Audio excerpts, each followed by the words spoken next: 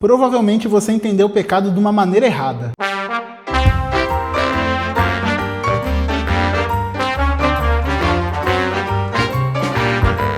A cultura evangélica ensinou pra gente que pro cristão ir pro céu é só ele não cometer pecado. E aí isso gera na gente um monte de questão. Já que eu preciso não pecar para ir pro céu, é só isso que eu tenho que fazer. O que é pecado? Tatuagem é pecado? Sexo antes do casamento é pecado? Ouvir música do mundo é pecado? E a gente faz essas questões para poder saber, afinal, o que a gente pode ou não pode fazer. E essas são questões válidas, elas fazem sentido. Eu sei que pecado desagrada a Deus, por isso eu quero saber o que é pecado para que eu não cometa. E eu quero me libertar dessas coisas e saber o que eu posso ou não posso fazer, aquilo que é errado ou certo para um cristão fazer. Só que o problema é que isso gerou um entendimento de pecado que não é a forma bíblica de se entender pecado. O problema é que quando a gente começa a se justificar se vai para o céu ou não vai com esse tipo de coisa, a gente cai num buraco muito perigoso. A gente começa a se justificar pelas nossas boas obras. A gente começa a ver que o que nos leva para o céu não é Deus, o que decide o nosso destino não é Deus, mas sim a nossa lista de boas ações e más ações. E isso não é nada mais nada menos do que puro karma. A gente acha que boas atitudes nos dão um crédito diante de Deus e coisas ruins que a gente faz precisam ir sendo niveladas. Então, se eu fiz alguma coisa ruim hoje, eu tenho que nivelar isso com boas atitudes para que Deus, no final, ele faça uma somatória e veja se deu um resultado positivo ou negativo. E esse resultado é o que vai decidir se eu vou para o céu ou vou para o inferno. Se você assistiu a série The Good Place da Netflix, é bem isso. Você tem fazendo suas ações e isso vai decidir para que lugar você vai no final. Primeiro, não existe boa ação capaz de nivelar a nossa maldade. Lá em Isaías 64:6, a Bíblia diz pra gente: mas todos nós somos como imundo, e todas as nossas justiças como o trapo da imundícia, e todos nós murchamos como a folha, e as nossas iniquidades como um vento nos arrebatam. As nossas justiças, segundo esse texto, para tentar parafrasear um pouco melhor, para você entender nesse vídeo, seria como um bebê tentando limpar a boca suja com a sua fralda. Não faz sentido, porque boas ações que você faz não vão limpar as más ações. Nada consegue nivelar isso. Romanos 3:20 também fala pra gente sobre isso. Por isso, nenhuma carne será justificada diante dele pelas obras da lei, porque pela lei vem o conhecimento do pecado. E aí a gente entende, lendo Hebreus, lendo Romanos, lendo Gálatas, que a lei não serve para nos justificar. A lei não serve como lista de regra para você saber o que você tem que fazer para finalmente você ir para o céu. A lei serviu para um propósito, mostrar que a gente não conseguia seguir ela. E apesar disso tudo, que Cristo consegue seguir ela e Ele consegue seguir ela, e isso resolve o problema da nossa salvação. Segundo ponto, o problema do pecado não são as atitudes que a gente acha que são. Tiago 4:17. Portanto, pensem nisto: quem sabe que deve fazer o bem e não o faz, comete o pecado. Então, o problema fica um pouco pior, porque não só o ato, mas sim como não fazer algo também seria pecado. E vai ficando pior ainda. Livro de Romanos, capítulo 14:23, lá no finalzinho: e tudo o que não provém da fé é pecado. E Paulo torna o peso muito pior do que a gente achou que seria. Tudo que não vem da fé é pecado. Tudo. Então, qualquer boa atitude, qualquer boa ação, qualquer coisa legal que você faça, se não for feito por meio da fé, é pecado. Tá pecando diante de Deus. Não importa o quão bonito possa ser, o quão legal possa parecer para as pessoas, o quão curtir você receba quando você posta isso. Diante de Deus não te justifica, porque tudo que não vem por meio da fé em Cristo é pecado. Terceira coisa, a nossa natureza, a nossa carne não quer fazer as coisas boas, ela não quer fazer boas atitudes, não é a nossa natureza fazer isso. Romanos 8, versículos 6-8, porque a inclinação da carne é morte, mas a inclinação do Espírito é vida e paz. Porquanto a inclinação da carne é inimizade contra Deus, pois não é sujeita à lei de Deus, nem em verdade o pode ser. Portanto, os que estão na carne não podem agradar a Deus. A carne não quer agradar a Deus. E mais do que isso, ela nem consegue. Eu só consigo fazer boas atitudes através do trabalho do Espírito Santo. Ele vem num processo de santificação que nos transforma e nos vai tornando capazes de fazer boas coisas, de fazer coisas para a glória de Deus. Porque a nossa carne não quer e ela nem consegue, porque aquilo que vem da carne não consegue agradar a Deus. Sem fé é impossível agradar a Deus. E aí a gente começa a entender que pecado não é a atitude que a gente comete. O problema do ser humano não é isso. O problema é que o ser humano está num status de caído, de maldade. E o pecado que ele comete, aquilo que ele faz, só está revelando isso. Então o pecado não é a sua doença, ela é o sintoma. Porque você está caído e está destituído da graça de Deus, você comete pecado. Mas o pecado não é o problema que te afasta de Deus. Você está afastado de Deus e por isso comete pecado. 1 João 3,8. Aquele que pratica o pecado é do diabo, porque o diabo vem pecando desde o princípio. Para isso o Filho de Deus se manifestou, para destruir as obras do diabo. O problema é que nós somos do diabo e precisa vir Jesus resolver esse problema. Não é resolver o problema do pecado, mas resolver o problema de que a humanidade estava caída no diabo e nas obras do diabo, na mentira, na lascívia, em todos esses pecados. Mas o pecado só está revelando quem você é. Ele não é o problema que Jesus veio resolver. Jesus veio resolver a sua natureza. E junto da sua natureza, fazer você parar de pecar com o Espírito Santo. Não é pecar que te torna mal. Você é mal por natureza e por isso você revela isso através do pecado.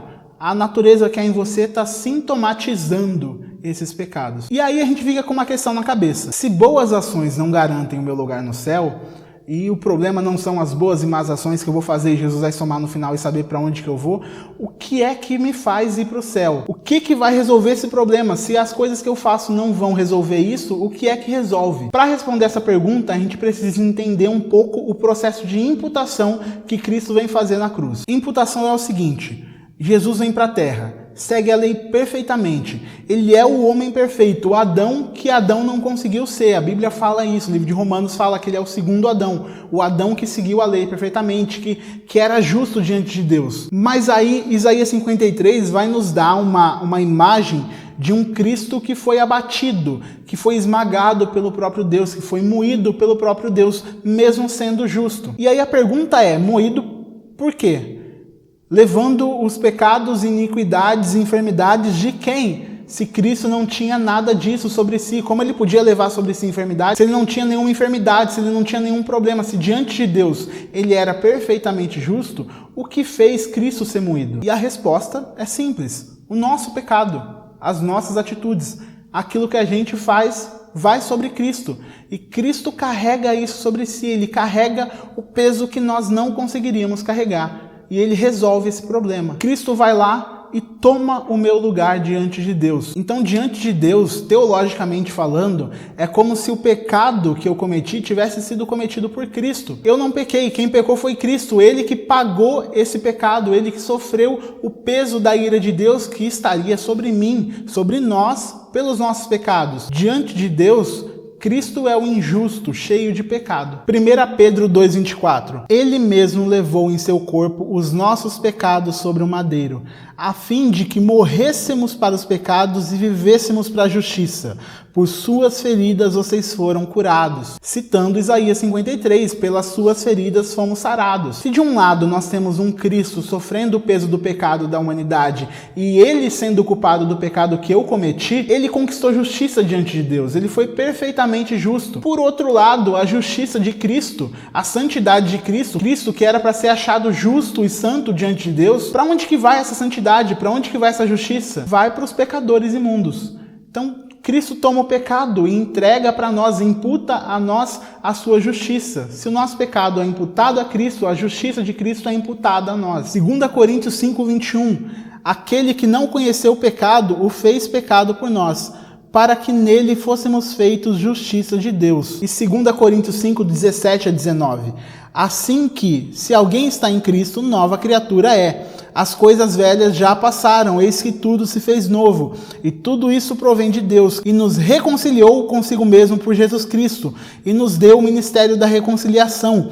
Isto é, Deus estava em Cristo reconciliando consigo o mundo, não lhes imputando seus pecados, e pôs em nós a palavra da reconciliação. O pecado não é mais um problema para mim. Cristo resolveu o problema antes mesmo de eu nascer. Ele resolveu o problema na cruz. Já está resolvido. Romanos 5:19.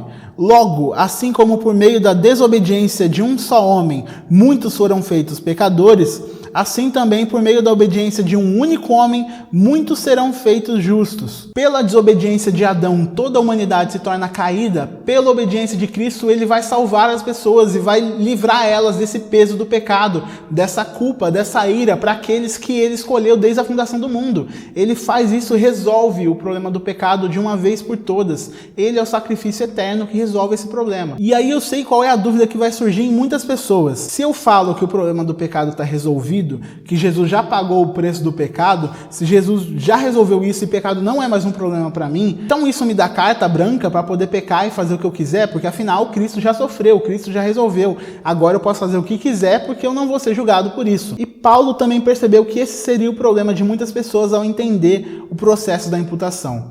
E aí ele fala pra gente lá em Romanos 6, versículo 1 e 2. Que diremos então? Continuaremos pecando para que a graça aumente?